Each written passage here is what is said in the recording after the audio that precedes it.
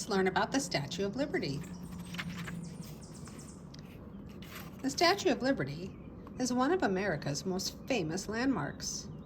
Built in 1865, more than 150 years ago, the statue was nothing more than an idea. A professor in France wanted to give America a special gift for its 100th birthday to honor the friendship between the two countries. He pictured a giant statue, a symbol of liberty. The professor told everyone about it at a dinner party. A sculptor who was there liked the idea. Yes, it would be a giant statue of a woman, Liberty, and one arm raised to hold a torch, a great light to shine through the darkness. The Statue of Liberty would be tall, 151 feet. It would be made of copper.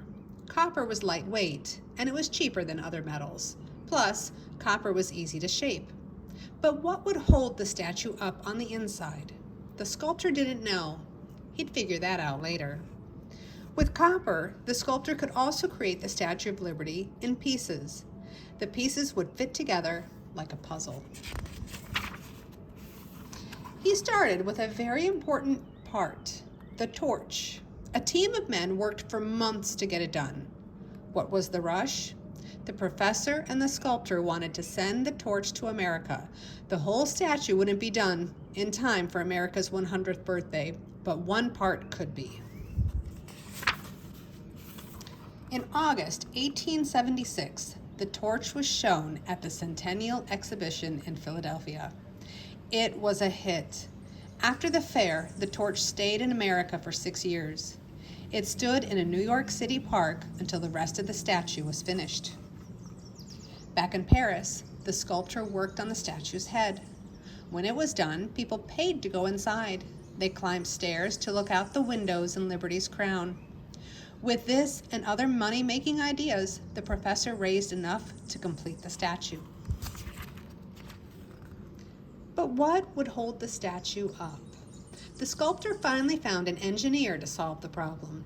He turned out to be a good choice. He went on to build the Eiffel Tower.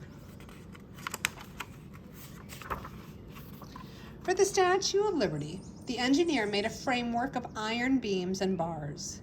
The framework was strong, but not stiff. It would flex in high winds as well as hot and cold weather. The Statue of Liberty was finished in 1884 and was displayed in Paris for more than a year. Then it was shipped to pieces to America. The statue still needed a base to stand on. America would have to pay for that part, but the United States government said no. Some people thought the statue was silly. Luckily, the owner of a New York newspaper stepped in. He asked his readers to give money for the base. He promised to print in his paper the names of everyone who sent money, and no amount was too little. Even school kids sent their pennies.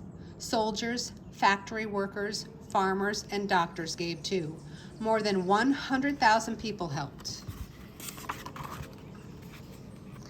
21 years after that professor's party in France, the Statue of Liberty stood complete on an island in New York Harbor, ready for another celebration.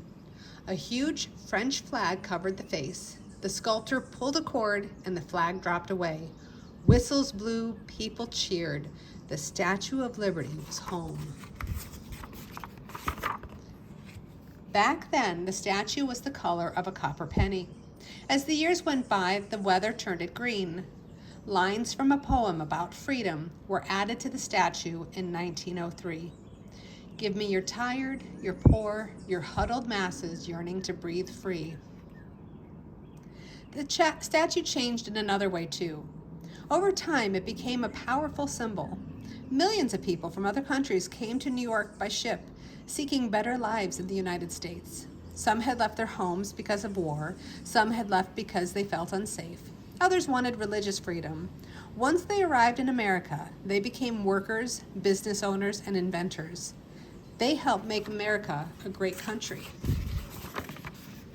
Lady Liberty greeted them all.